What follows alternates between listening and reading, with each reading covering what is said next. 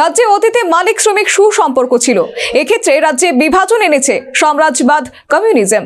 সর্বোপরি কাজের ন্যায্য মূল্য দিতে হবে, স্পষ্ট বার্তা মুখ্যমন্ত্রী মানিক সাহার। দি সাউথ ত্রিপুরা বাস ওনার্স অ্যাসোসিয়েশনের ৩৫তম বর্ষ উদযাপন উপলক্ষে আগরতলার নাগেরজলায় আয়োজিত হয় প্রবীণ বাস ব্যবসায়ীদের সংবর্ধনা জ্ঞাপন অনুষ্ঠান ও ডক্টর শ্যামাপ্রসাদ মুখার্জির আবক্ষ মূর্তির আবরণ উন্মোচন। অনুষ্ঠানে প্রধান অতিথি হিসেবে উপস্থিত ছিলেন রাজ্যের মুখ্যমন্ত্রী মানিক সাহা। এছাড়া উপস্থিত ছিলেন সংগঠনের সভাপতি কমল দেব, টাউন বর্দোয়ালি মণ্ডল সভাপতি এবং অন্যান্য বিশিষ্ট ব্যক্তিবর্গ।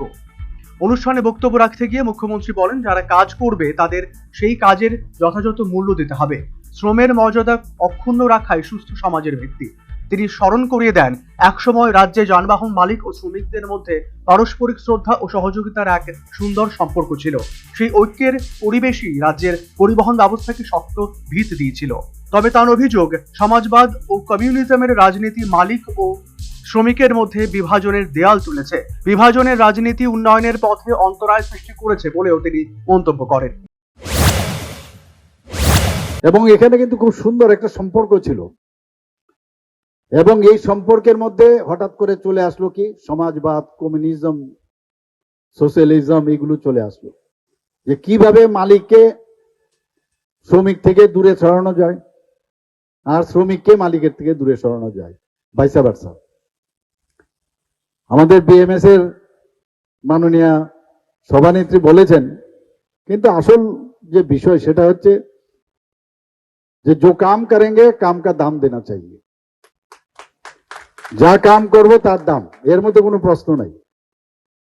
কিন্তু কোন শ্রমিককে এই ফাঁকে ওই যে যারা কমিউনিজমের লোক, সোশ্যালিজমের যে লোক, তারা ঢুকে এসে মালিক এবং শ্রমিকের মধ্যে ডিভাইড এন্ড পলিসির যে মাধ্যম, সেটা করাতে আজকে দেশের যে এতদিন বাদে দেশের উন্নয়ন হচ্ছে, সেই জায়গায় এখন মাননীয় প্রধানমন্ত্রীজি বলছেন যে সবকা সাথ সবকা বিকাশ, বিশ্বাস আর তার প্রয়াস।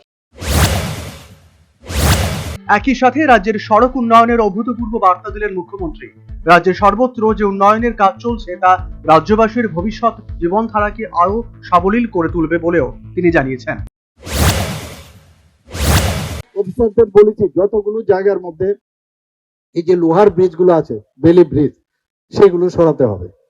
এবং বেলি ব্রিজ গুলো যেখানে মানে অলরেডি বাঁশ দিয়ে তৈরি, সেখানে যেন স্থানান্তর করা যায়। ইচ্ছে করলে এগুলো মানে বোল্ট, স্ক্রু বোল্টের বিষয় আছে, এগুলো ইজি খোলা যায়। অলরেডি আমি জিজ্ঞেস করেছি কোথায় কোথায় এখন পর্যন্ত লাগানো হয়েছে, এবং সেগুলো যাতে আরসিসি পিলার দিয়ে বক্স কালভার্টের মতো করে, এবং তারও কিন্তু কাজ শুরু হয়েছে। আমাদের সরকার এত ট্রান্সপারেন্সির মাধ্যমে কাজ করছে। আজকে শহর থেকে আরম্ভ করে আপনারা ভাবুন, যখন এই যে আমাদের রিং রোডটা যখন অলরেডি ওয়েস্টার্ন বাইপাস যে রিং রোড, সেটা কাজ শুরু হয়ে গেছে, এটারও অনুমোদন আমরা আসছে।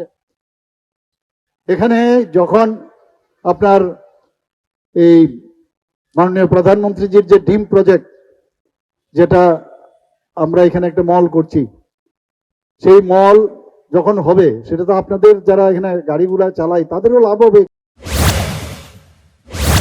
মুখ্যমন্ত্রী স্পষ্ট বার্তা দেন, সম্প্রীতি ও পারস্পরিক সম্মান বজায় রেখেই রাজ্যের পরিবহন শিল্পকে এগিয়ে নিতে হবে।